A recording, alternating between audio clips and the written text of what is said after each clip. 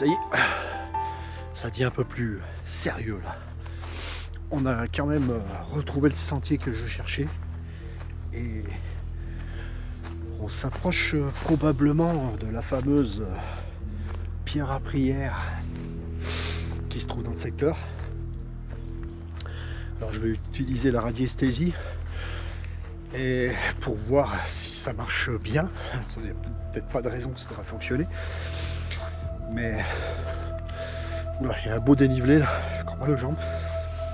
Mais on devrait probablement pouvoir trouver ce qu'on cherche, qui n'a pas été revu depuis 95 ans. On a perdu sa trace depuis 95 ans. Voilà.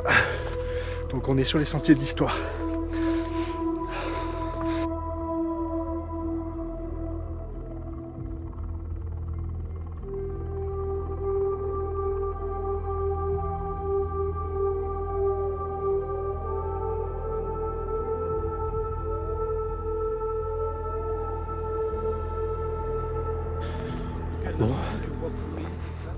Bon, je suis avec Christophe alors. Il est venu m'accompagner pour trouver la pierre à prière. Cette pierre à prière, ça serait intéressant de la trouver. On n'est pas très loin. Elle pourrait aussi nous aider à situer l'ancien emplacement du château Nardin. Alors là, par contre, les sentiers, compliqués. Je ne sais pas si on est resté sur le bon ou si on doit remonter par là-haut, Christophe. Sachant que là-haut, on a quand même, si on veut, on est quand même bien bas là. Quand on est sur le terrain, tu as vu Christophe, sur une carte c'est pas grand chose, mais dans la réalité, je vous garantis que c'est extrêmement difficile. Voilà. Donc il y a deux chemins, et par déduction logique, on va emprunter le chemin le moins emprunté. Car on sait que ce fauteuil, rien n'est rapporté à son sujet depuis longtemps, donc la plupart des promeneurs ne passent pas à côté. Donc on va retrouver les anciens passages, donc on peut les identifier quand même. Et je pense que c'est ceux-ci qui nous mèneront vers notre but.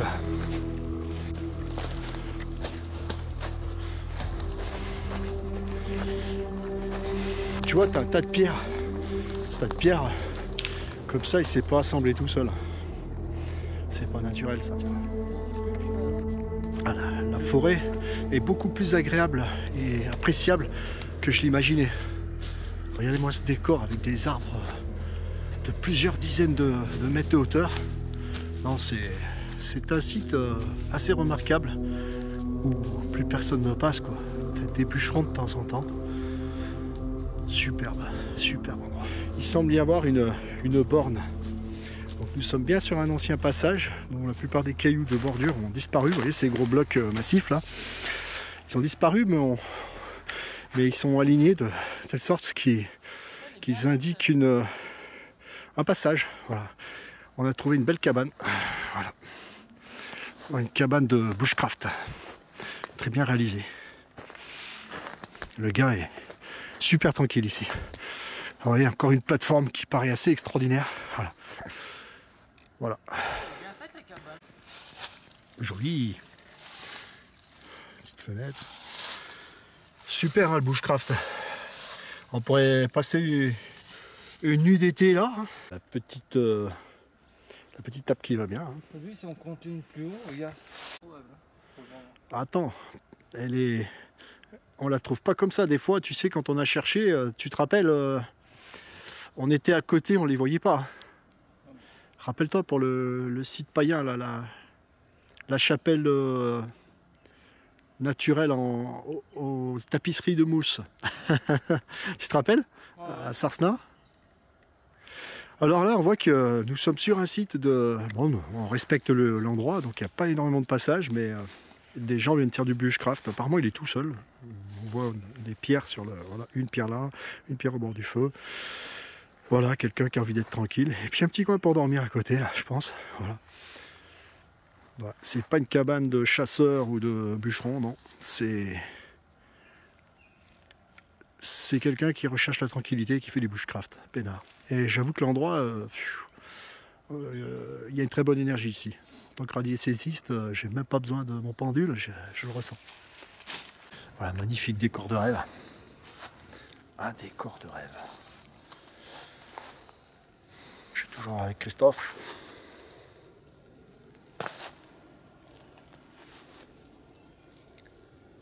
Voilà. Alors, il y a des beaux dénivelés, il ne faut pas avoir peur de marcher. C'est ça qui est fantastique, c'est que du coup, on ne croise pas tout un tas de promeneurs. Voilà. Nos forêts sont encore très peu fréquentées en beaucoup d'endroits encore. Heureusement. La roche est assez particulière. On voit bien. Tac, tac, tac. Voilà, ça, le géologue pourrait nous en dire plus. Mais c'est intéressant. Bon, on peut voir. Voilà.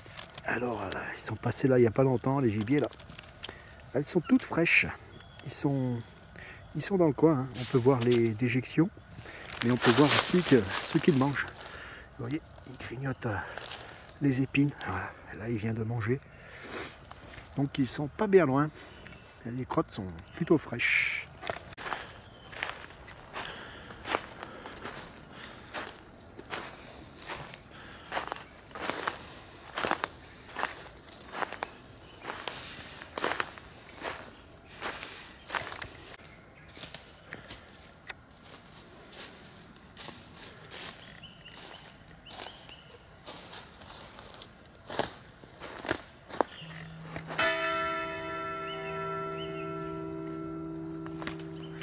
On a entendu donc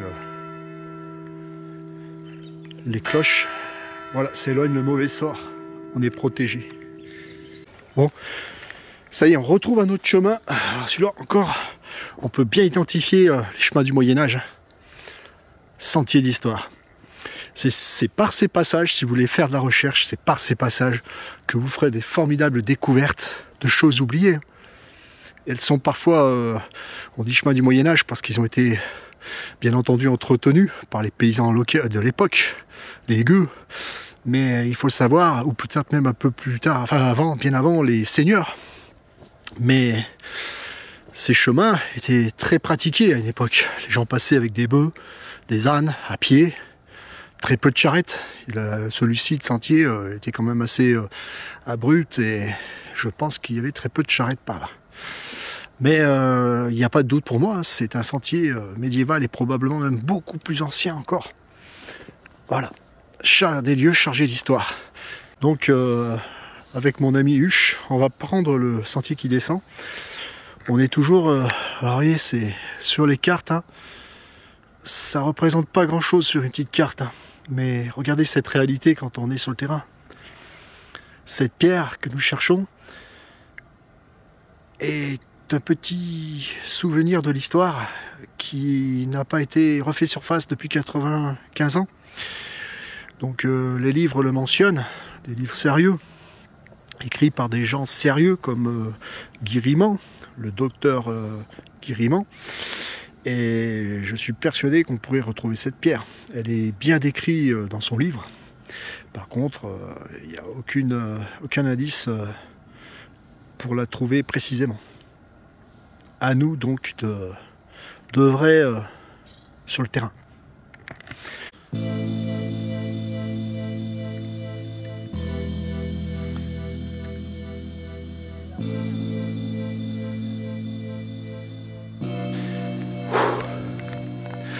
Journée de brouillard. Heureusement, on peut voir quand même assez loin. Donc le brouillard, ça trouble la vision. Voilà. Donc on peut voir qu'il y a... On est sur un secteur où il y a beaucoup de parapentistes. Et on peut en voir un qui s'amuse là-bas.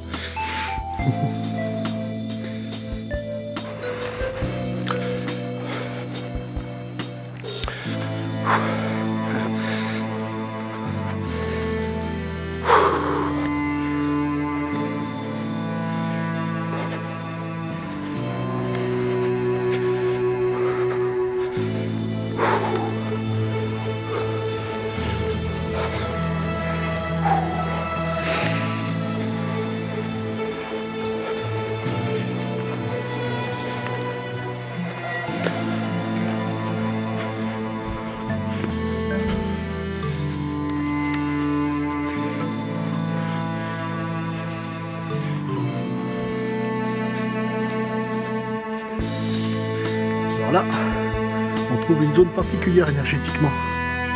On peut voir que la zone est plus froide et la neige ici ne fond pas. Voilà. Là, nous sommes sur une zone très puissante énergétiquement. On doit y sentir le froid si on se met dessus. Voilà, donc je ressens bien, là, je ressens bien la fraîcheur du terrain. La neige n'a pas fondu, c'est un signe aussi, il n'y a pas toujours besoin d'outils de radiesthésie. Là, je suis sur un point énergétique extrêmement... où il y a énormément d'énergie. Pour en savoir plus, il faut que je sorte mon pendule. Et là, on sent vraiment le froid de la neige, mais il y a le froid qui vient du sol. Alors, je vais voir, cet endroit est très énergétique. Je le ressens même sans pendule, sans outil de radiesthésie. Pour moi, là, c'est une forte impression.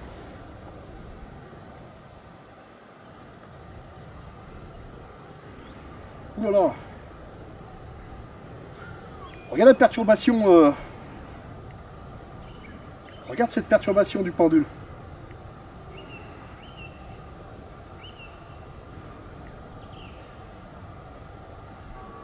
Alors ici, c'est un lieu de ressources.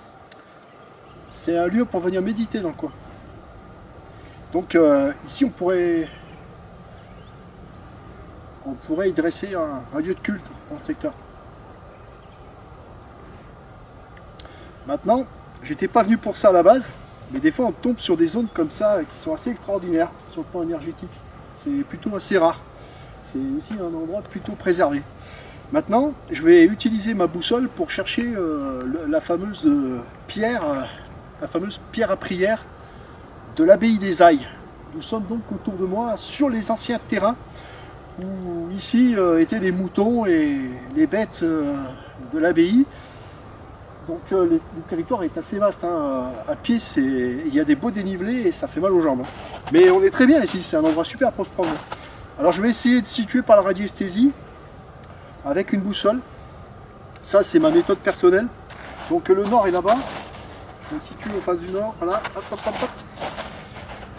Et je vais demander à mon pendule où se trouve ce fameux, dans quelle direction, pardon, se trouve la pierre à prière.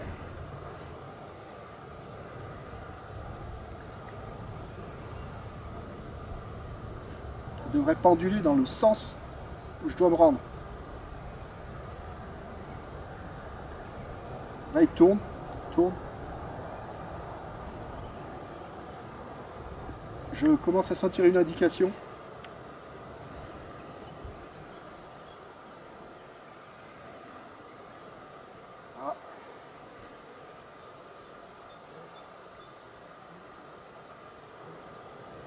Ici.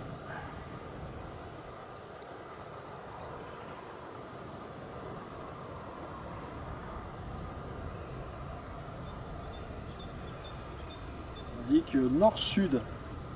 Nord-sud. Donc pour l'instant, ce que je sais, c'est que se trouve au sud ou au nord. Et le truc, c'est que c'est complètement précis. C'est impressionnant.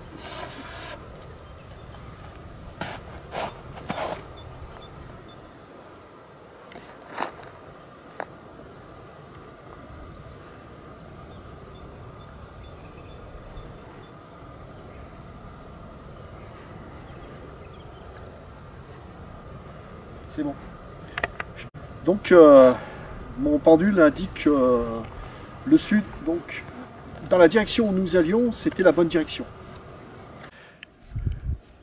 Bon, on cherche toujours cette fameuse pierre avec mon potuche. Où es-tu, mon petit caillou? Mon petit caillou? Où te caches-tu? Je suis là, je suis là, je suis là. Ça glisse ces feuilles. Eh bien, ça ressemble pas bien à ce qu'on cherche, mais à mon avis, ici, il devait y avoir une ruine ou quelque chose. Peut-être de l'autre côté, parce que là, regarde comme il y a un vide. C'est curieux quand même qu'ils aient aussi ici dans le coin disposé ça, quoi. Ouais. Étrange.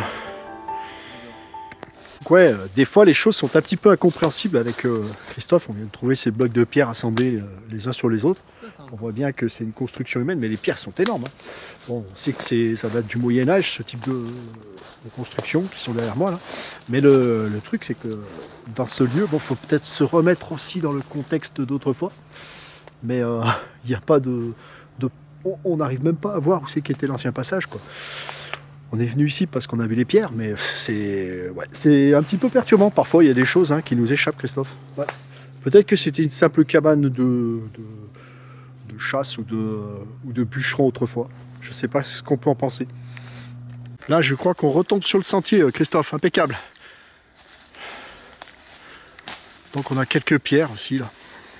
À mon avis, c'était les pierres qui étaient en bordure des chemins, qui ont été déplacées, là. Donc on a bien trouvé une pierre qui représente la description. Ouais, c'est assez curieux. Tu crois que ça pourrait être cela, Christophe? C'est probable, hein? Ah, tu peux, hein. Ça y a tellement... Ouais, une pierre à prière. Pour avoir des petites fesses, mais... Non, c'était pas pour s'asseoir. C'était à prier. Tu poses tes genoux à terre et tes coudes sur la pierre. Et on dit que les... Voilà. Alors attends. Ouais, voilà. Tu l'as à droite, ça va. C'est quand même assez représentatif, là. À droite, ça va, c'est confortable, mais à gauche, pas tellement. Voilà. Donc, la position, elle est bizarre. Les dames étaient petites, hein, à l'époque. Bah, ça, toi, tu fais 1m86. Et on a peut-être trouvé cette pierre. C'est encore un petit peu incertain, mais selon en suivant l'indication de pendule, c'est ici. Maintenant, c'est un petit peu une déception parce qu'on imaginait voir autre chose, mais il semble quand même bien que ce soit cette pierre qui soit présentée dans l'ouvrage de Guérimant. Voilà, donc les bonnes sœurs de l'abbaye des Ailles auraient prié sur cette pierre en s'agenouillant contre la roche et en posant leurs coudes dans les deux fentes qui sont bien décrites dans l'ouvrage. Et donc elles auraient usé la pierre en formulant leur prière. Et c'est vrai que si on regarde ce site avec les quelques cailloux autour, ça tout de suite ça fait penser à... On revient dans du cultuel. Mais voilà, pour l'instant, il serait probable que notre trouvaille, ce soit cette fameuse pierre. Merci Christophe d'entretenir ce caillou. Alors on voit aucune croix, aucun chemin de croix sur le sentier donc, qui est ici. Hein. Donc le sentier de l'histoire du Moyen-Âge est bien ici. On le voit passer, donc il est à proximité de ce rocher. Donc les probabilités sont à 75%, je dirais, que ce soit la bonne pierre. Nous allons maintenant utiliser le pendule pour vérifier si c'est bien cette pierre. En même temps, ce rocher là par terre, pour moi, ça serait possible que ce soit un ancien menhir, sachant qu'on n'en trouve pas très loin, sauf que celui-ci aurait été couché. Voilà.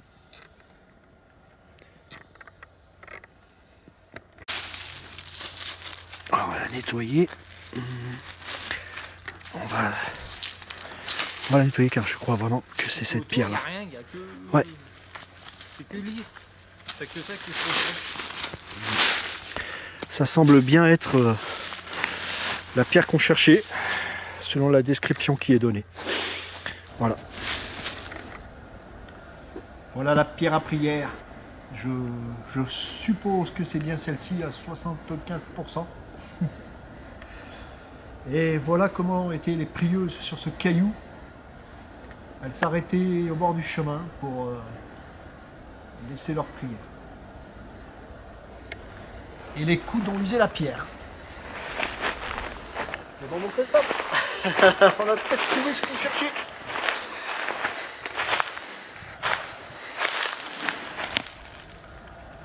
On va voir quand même autour, élargir notre champ de recherche s'il n'y a pas d'autres pierres. Sachant que, pour moi, il n'y a pas d'usure réelle. Hein. Pour moi, ça s'explique de manière scientifique. C'est la géologie du terrain qui présente ce type de roche. Mais bon, à l'époque, dans l'idéal, si les gens associaient des légendes à ces pierres, c'est parce qu'ils ne comprenaient pas certains aspects naturels qu'aucune science n'expliquait à l'époque.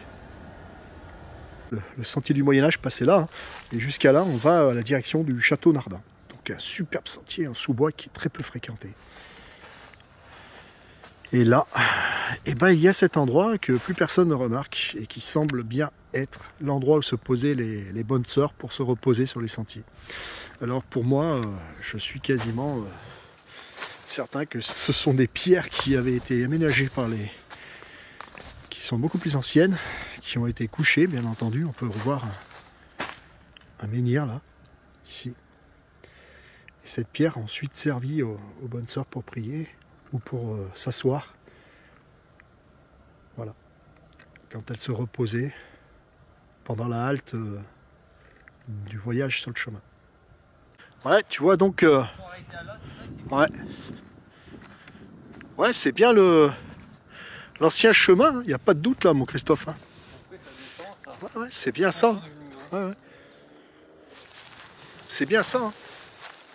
On doit bien être à l'endroit qu'on pense, tu vois, quand il regarde un peu le chemin comme il est bien. Regardez ça, comme c'est fabuleux. Ces rochers.